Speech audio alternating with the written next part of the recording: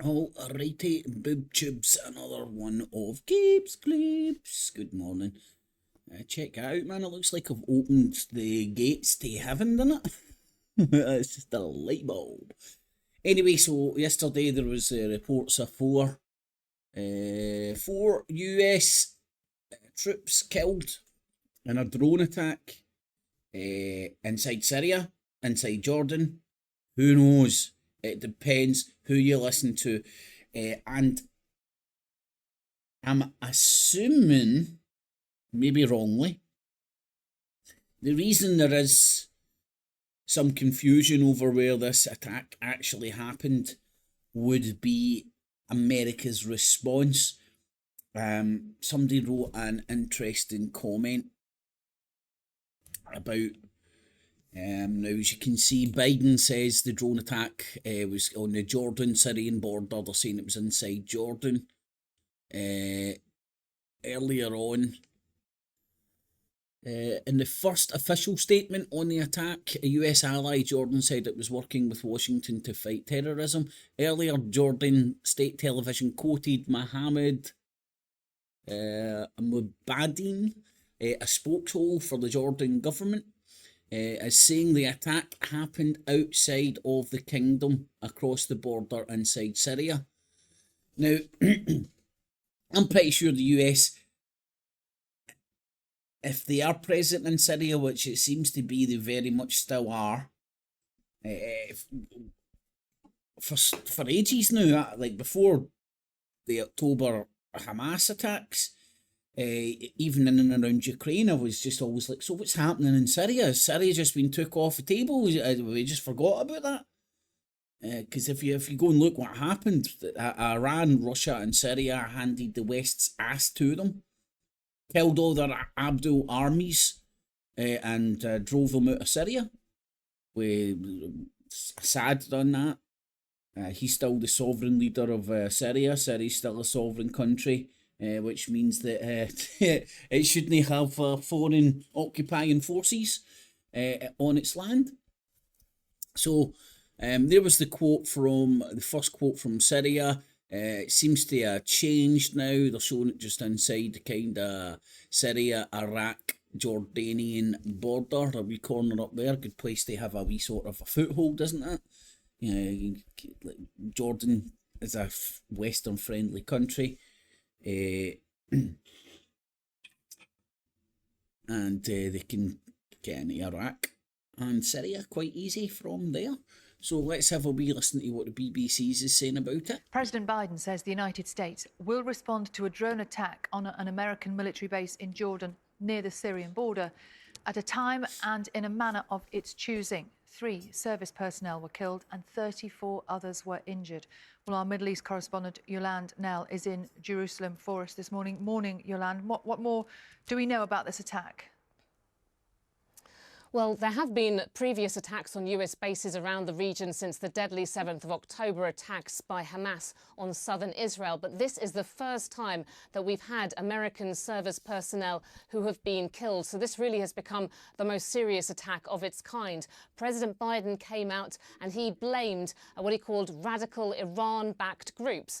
Iran has come out since then and denied any involvement. But really, this is going to increase fears about a regional spillover of the war in Gaza, and also regional fears of more direct confrontation between the US and Iran in this region. Of course, Iran backs Palestinian armed groups in Gaza. It also backs the Lebanese armed group Hezbollah.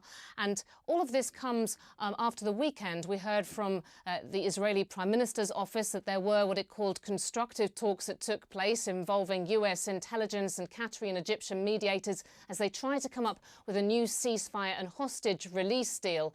And we're told that there's still significant gaps, but they will try to continue the negotiations in the coming weeks. We've got very fierce fighting going on, meanwhile, from the top to the bottom of Gaza. Got to love the way that they just show pictures with no explanation what it is, when it's from, where is it, so on and so forth, and just keep showing you that picture, and then that picture becomes reality. That is where now has been hit in everybody's head.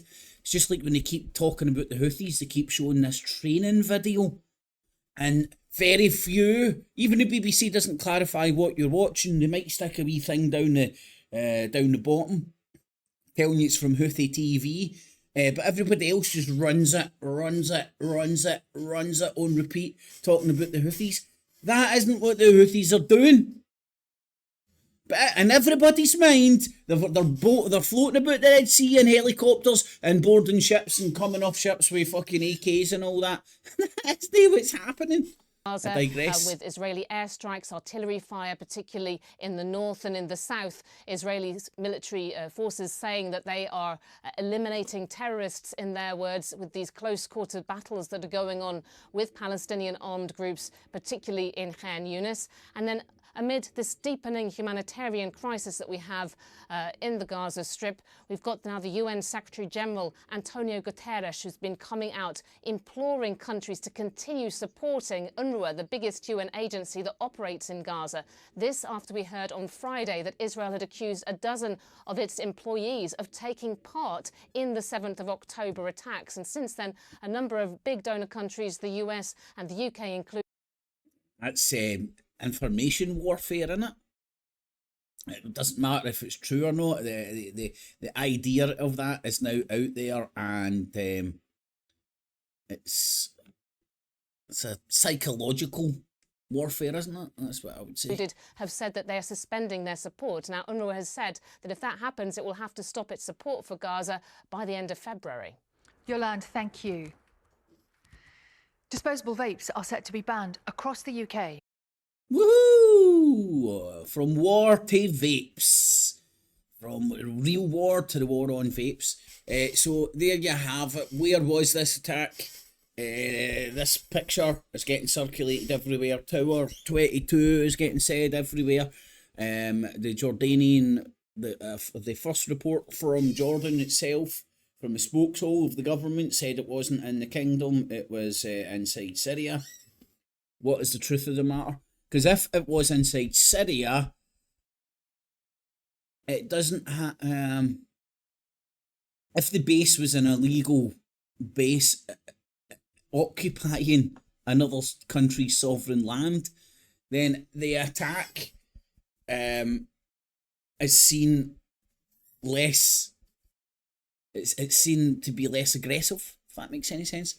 Anyway, stay tuned, folks. It's getting very interesting, and the more and more this shit goes on, the more and more it continues to snowball. The rhetoric has changed from Hezbollah, who are Iranian-backed, to Iranian-backed militia. You know, they've switched it now. The main player in town is Iran. Just a matter of time before... Will the US's response to this be a direct strike on Iran? And who knows? Who knows? That's all it takes, man. Straw, the brakes, the camel's back, and all that jazz. Get it? Got it. Good. Cat cheese. No cats or cheese. Were milked in this filming.